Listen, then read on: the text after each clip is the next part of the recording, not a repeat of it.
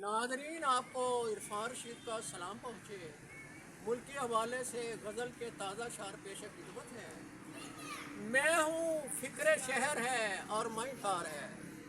میں ہوں فکر شہر ہے اور میں دھار ہے، ان کی نوک زبان قلم کیوں بخل فشار ہے،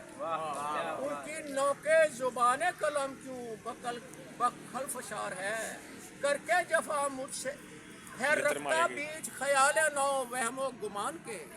ہے رکھتا بیج خیال نو وہم و گمان کے، کر کے جفا مجھ سے جو شرمسار ہے، کر کے جفا مجھ سے جو شرمسار ہے، لگے کرتا سے گل چمن پہ یکتا ایسے وہ